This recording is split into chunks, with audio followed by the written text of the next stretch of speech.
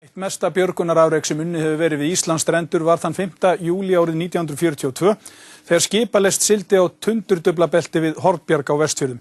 250 manns var bjargað en talið er að annar eins fjöldi hafi látist. Mörgum líkum skolað á land víða á Vestfjörðum vikurnar eftir slysið. Þetta er meðal þess sem kemur fram í nýrri bók Magnúsar Þórs Hafsteinssonar, Dauðanum í Dumbshafi, þar sem hann skrifar skipalestirnar sem lögðu á Norður Íshafið með viðkomu í Hvalfirði í seinni heimsstyrjöldinni. Magnús fær sér sæti hér hjá Jóhannesi eftir stuttastund en fyrst ætlum við að sjá einstakar myndir sem teknar voru þegar ein skipalestin var fyrir árás Þjóðverja. Á árunum 1940 til 1943 var Hvalfjörður oft þéttsetin af flutninga á herskipum. Þetta voru skipalestir sem höfðu það hlutverk að koma hergögnum og nauðsynjavörum til Sovétríkjanna sem þá vörðust hersveitum Hitler sem voru komnar langt inn í landið.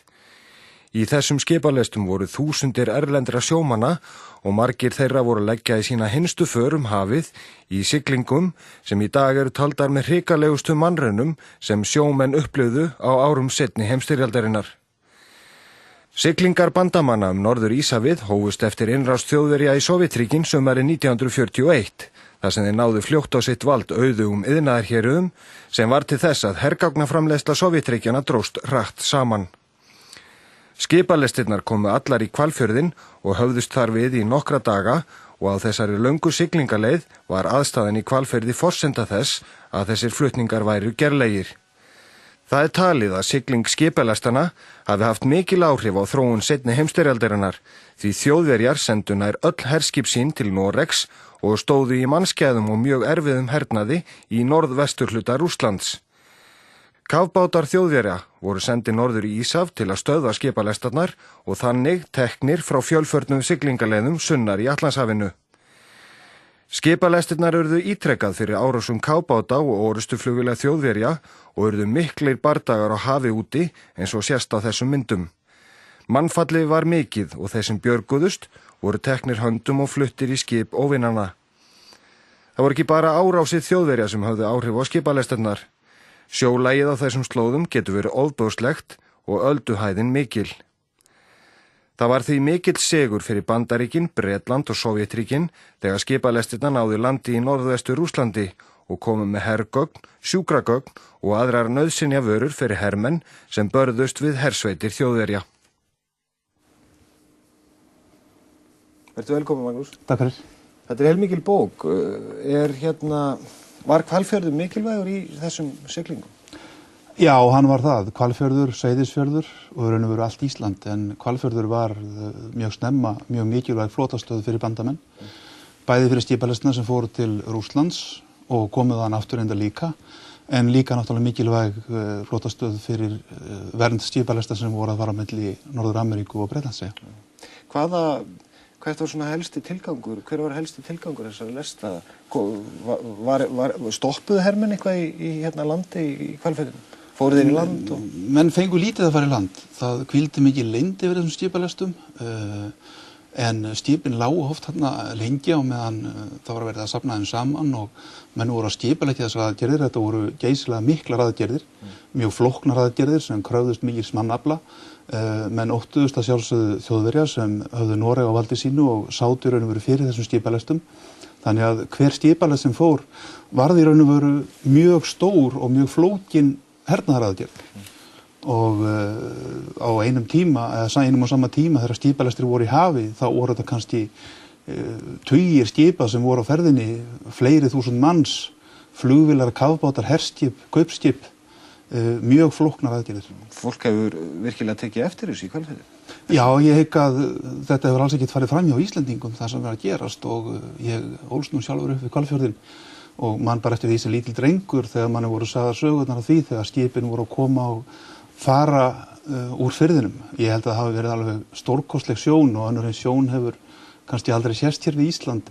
Þegar þessi skip voru að koma og fara, þegar þau voru að sigla út Hvalfjörðinn og voru að raða sér upp í skipalest hér út í Faxaflóa, það voru líka skip hér á Ytri-höfn í Reykjavík. Þetta hefur verið alveg ótrúlegt og ég hef oft reynt að ímynda mér hvernig þetta hefur litið út. En það var ekkert mikið fjallað þetta í fjölmiðlum á þessum tíma? Nei, eins og ég sagði það hvíldi mikið leynd yfir þessu. Bretar óttuðust mjög að hér á landi væru njósnarar og það voru njósnarar reyndar og það er sagt frá því í bókinni sem voru reynda líka í þjónustu Breta.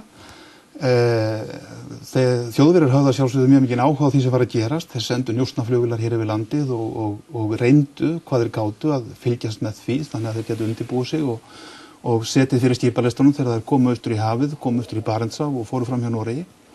En íslenskir fjölmiðlar þögðu alveg þetta. Það eru engar heimildir, ég hef ekki fundið neinar heimildir þetta í íslenskum dagblöðum til að mynda. Það eins og þau hafi algjörlega verið ritskoðuð. Þýskir fjölmiðlar hins vegar greindu mjög oft frá því þegar sigrar unnust í partum þessar skipalestir og voru ekkert að leyna því en það skipti þetta miklu máli í áróðurinn. Er mikið af þessari sögu til í erlendum miðlum? Það er að segja bókum eða... Það hefur verið skrifað þetta í bókum, einkum í Bretlandi. Það hafa komið út á löngum tíma. Fyrstu bækurnar fóririnu var að koma út strax eftir stríð því að það gerðist þarna ákveðnir hlutir sem margir vissu af. Það tóku náttúrulega mjög margir þátt í þessum aðgerðum. Þannig að þetta var fljótt svona umtalað, sem má segja, meðal fólks.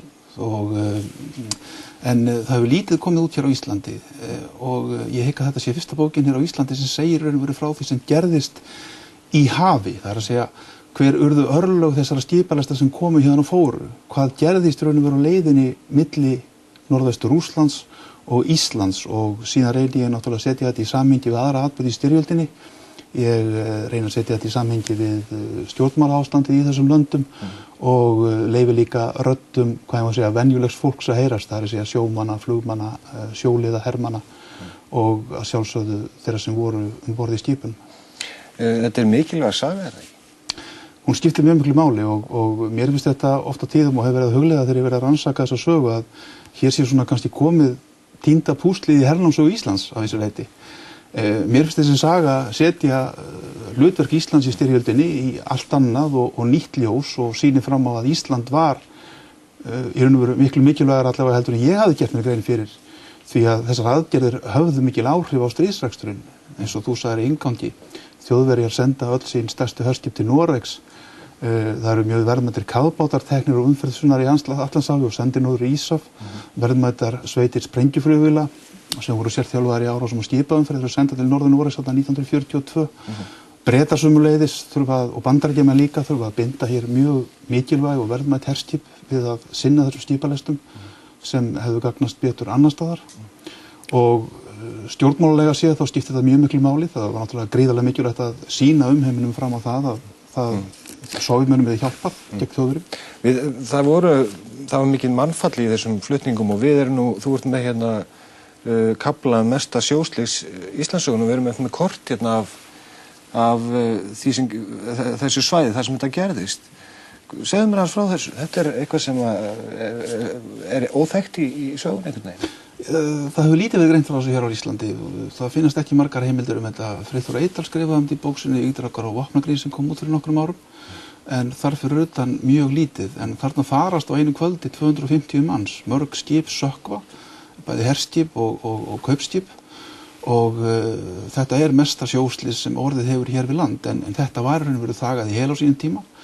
Það var ekkert sagt frá þessi fjölmiðlum en það var þetta mjög neyðalegt slys ef svo má segja. Bretar bara ábyrgð á skipalestinni og gerðu þarna ákveðin siglingafræðileg mistök sem gerðu það að verkum að þessi skipalest sem var á leiðinni frá Rússlandi til Íslands var að sigla fyrir Vestfirði að hún villist á leið og siglir inn í tundurduflabelti sem Bretar höfðu lagt milli Íslands og Austur-Grænlands.